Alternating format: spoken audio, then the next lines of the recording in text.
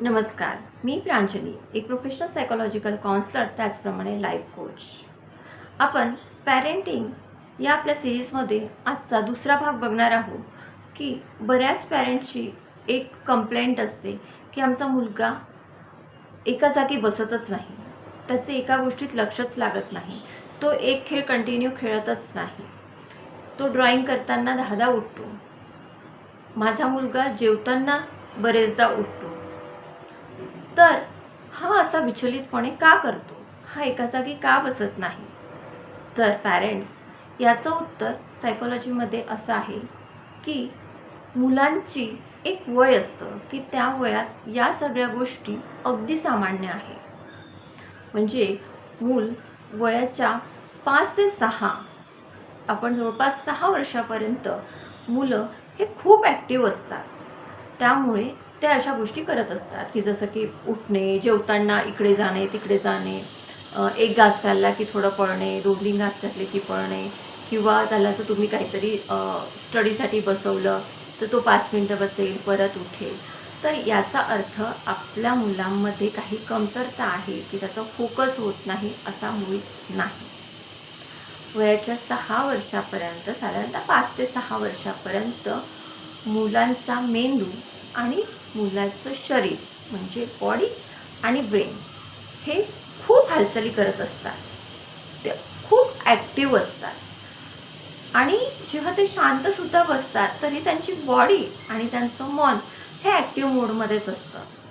त्यामुळे ते या गोष्टी करत असतात आणि हे अगदी सामान्य आहे, त्यामध्ये कुठलंही टेन्शन घेण्याचं मुळीच कारण नाही.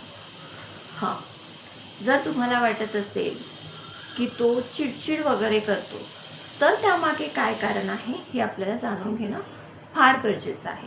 पण बरेचदा काय होतं की नाही, माझा मुलगा ना एका जागी बसतच नाही, तो न सरळ चालतच नाही, तो न नाचतच चालतो, तो उड्याच मारत चालतो, तो आडवा तिडवा पळतच चालतो. तर हे अगदी सामान्य आहे, कारण 6 वर्षापर्यंत या ॲक्टिव्हिटीज करणं फार गरजेचं आहे. त्यामुळेच त्याचं शरीर आणि मन हे तयार होत असतं. त्याच्या ॲक्टिव्हिटीज म्हणजे तुम्हाला जरी त्या एक बरेच जण म्हणतात, काय हा बदरासारखा उड्या मारत असतो, तर त्या बदरासारख्या उड्या नाही आहे. त्या उड्यांमधून, त्या हालचालींमधून तो मुलगा शिकत असतो. त्याचप्रमाणे ज्यावेळेस मुलगा असं करत असेल तर त्यावेळेस त्याचा थोडा जो काही स्टडीचा जो ड्युरेशन स्पॅन आहे तो थोडा ठेवा. म्हणजे त्याला थोडा वेळ स्टडी करू द्या, मग त्यानंतर त्याला ब्रेक द्या, परत स्टडी करू द्या, परत ब्रेक द्या, तर तो मुलगा शिकत असतो. ज्यावेळी आपण बघतो की मुलांना जर आपण असं करू दिलं नाही, त्यावेळेस ते मुलं हायपर ॲक्टिव्ह होतात. मग आपण कुठेतरी एखाद्या क्लिनिककडे जातो किंवा काउन्सिलरकडे जातो आणि आपण त्यांना सांगतो की माझा मुलगा ना, त्याचं निदान व्हायच्या आधी आपणच बऱ्याचशा गोष्टी, बरेचसे व्हिडिओज बघून किंवा कुणाच्या सांगण्यावरून आपण आपल्याच मुलाबद्दल चुकीचं निदान करतो आणि त्याला एक लेबल लावतो की माझा मुलगा हायपर ॲक्टिव्ह आहे. हायपर ॲक्टिव्ह असणे म्हणजे काय असणे हे आपण एका दुसऱ्या व्हिडिओमध्ये नक्की बघू. कारण जे काही तुम्ही हे चुकीचं लेबल तुमच्या मुलाला लावताय का हायपर ॲक्टिव्ह आहे, हायपर ॲक्टिव्ह आहे, किंवा आपण दुसऱ्यांच्या मुलाला सांगतो, अरे किती बदमाश आहे तो, त्यांचा मुलगा ना मला हायपर ॲक्टिव्ह वाटतो. तर हे लेबल लावण्याआधी हा व्हिडिओ समजून घ्या की 5 ते 6 वर्षापर्यंत मुलाचा मेंदू आणि मुलाचं शरीर हे वेगवेगळ्या ॲक्टिव्हिटीज करत असतात आणि त्या ॲक्टिव्हिटीज म्हणजेच त्यांचं शिकणं असतं.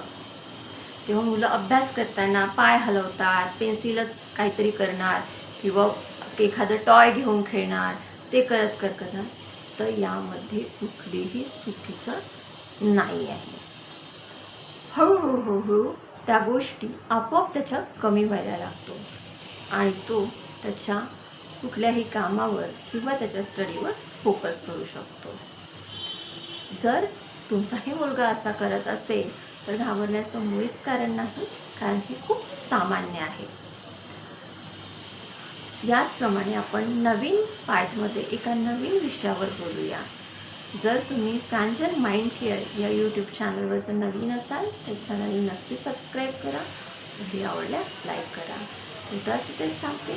धन्यवाद.